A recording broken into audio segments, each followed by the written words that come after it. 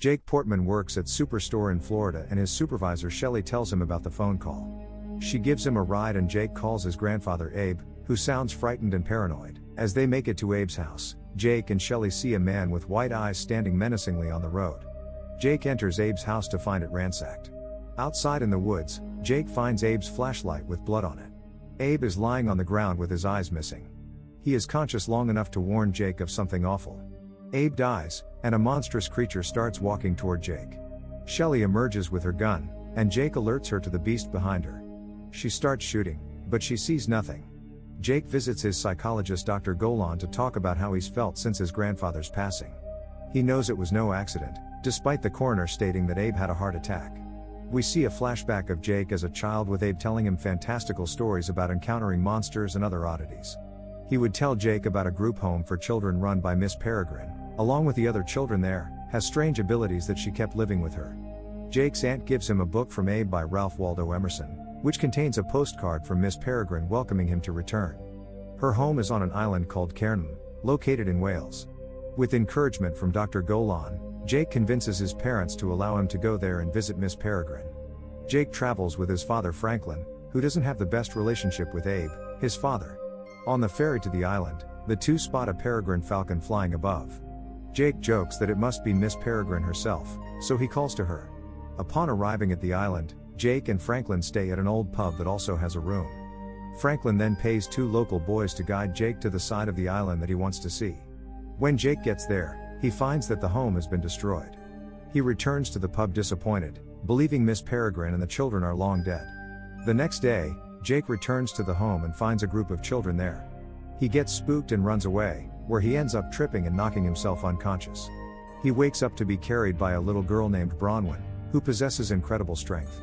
Jake then meets the children that Abe told him about: Emma, a girl who can manipulate air and must wear lead shoes to keep her from floating away; Olive, a girl with pyrokinetic abilities; Hugh, a boy who has bees living inside him; Millard, an invisible boy; and two masked twins.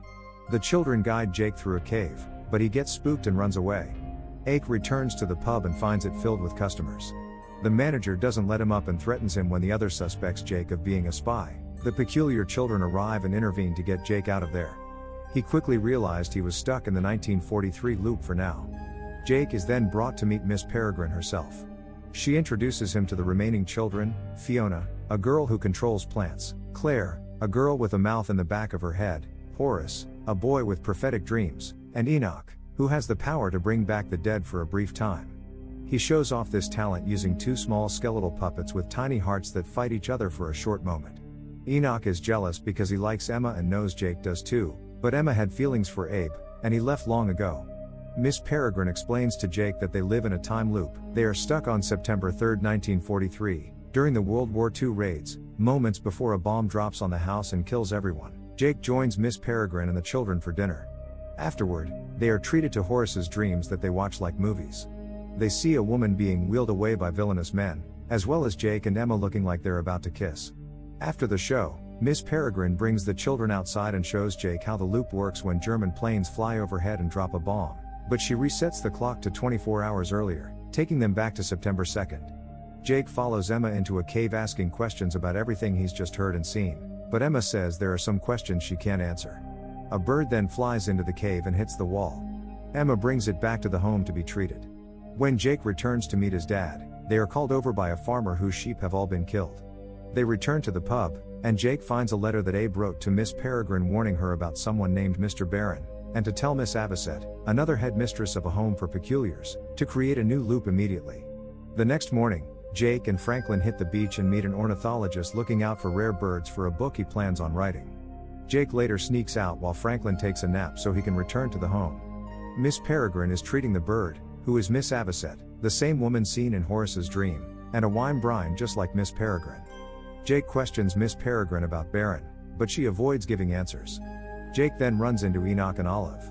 Enoch brings Jake over to the room of Victor, Bronwyn's brother who was killed by the same creature as Abe. His eyes are missing, and Enoch reanimates him like a puppet to freak Jake out. Emma takes Jake to her secret hideout, which is a sunken ship deep beneath the ocean. She blows him an air bubble and then blows the water out of the ship. Emma shows Jake photos of pale-eyed people, including Baron, whom Jake recognizes as the man outside Abe's house the night he died. Afterward, she brings Jake to watch Miss Peregrine walk with her crossbow over by a spot with a chalk outline of a creature. A tall, eyeless monster like the one Jake saw in the woods emerges, but it is only visible to him. Miss Peregrine shoots the creature with an arrow, and it falls perfectly into the outline. Emma realizes that Jake's peculiarity is being able to see these monsters. Back at home, Emma brings Miss Peregrine her book to explain to Jake who these creatures are. Baron and his cronies are hologhasts, a different group of peculiars that hunt the good ones to live beyond the loops for all eternity. Baron performed an experiment using Miss Avocet due to her wine-brine powers, but it backfired and turned him and the other hollows into hideous monsters. They managed to return to their human forms by consuming the eyes of peculiars. Miss Peregrine walks into a room where the children are sitting by Miss Avocet, who has taken her human form. Fearing that Baron will come after the children, she decides it is time to leave and find a new home and loop. Jake returns to the beach and finds Franklin worried sick. A wheelchair-bound man that they had met earlier is found dead by the rocks with his eyes taken out. Jake runs away and is followed into the cave by the ornithologist. He then takes the form of Dr. Golan before revealing himself to be Baron. He turns his hand into a blade and holds it to Jake's throat to make him do his bidding. Baron forces Jake to take him to the home. Miss Peregrine finds them and tells the children to retreat for their safety, knowing that Baron is waiting for his hollow friend to go after them, and with Jake being able to see them, he is their only hope for survival. She asks Jake to promise that he will look after the children should anything happen to her. He agrees, and she turns into her bird form so that Baron may cage her. Jake and Miss Avocet help keep the children hidden in darkness for when the hollow shows up. Jake then answers the phone to hear a call from Abe in 1943. Jake takes the time to say he wishes he could have been a better grandson. As Miss Avocet is telling the children what to do, she is pulled through a wall by the hollow. Jake guides the children to safety and fights the hollow with Miss Peregrine's crossbow, but he misses every shot. Eventually, the German plane drops the bomb on the house, killing the hollow. The loop then closes for good, and the children can never return to that home. The children work together to raise Emma's ship to the surface so they may head over to the Blackpool Tower, where there is another loop.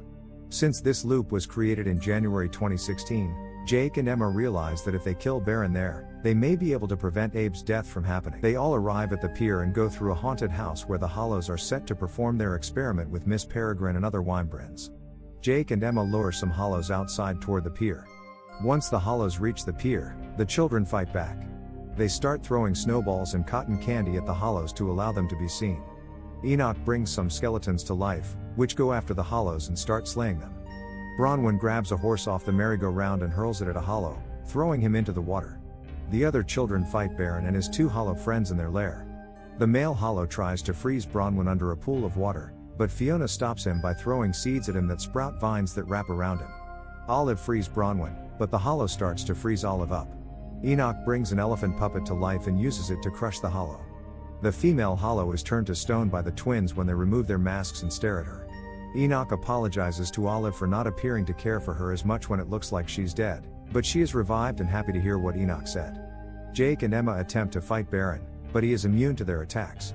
Jake frees the winebrins and pisses Baron off. Emma and Enoch find Jake, but Baron has also taken Jake's form to trick them. Jake can prove himself when he spots the last hollow walking behind them. He picks up Baron Jake as he tries to convince the hollow who he is, but he plucks out Baron's eyes and kills him. Enoch throws Jake the crossbow, which he uses to kill the hollow. The children then leave on the ship to stay within their loop, but Jake knows it means he cannot see them again. Upon returning to Florida, Jake goes by Abe's house and sees that he's still alive. He tells Abe all about his time with Miss Peregrine and the children. Abe gives Jake the Emerson book, which contains a lot of money in it, for his travels. Jake is running on the docks to catch up to the children's ship. He finds Emma and explains to her that he's had to go through different loops in different cities over different years, but she stops him and kisses him.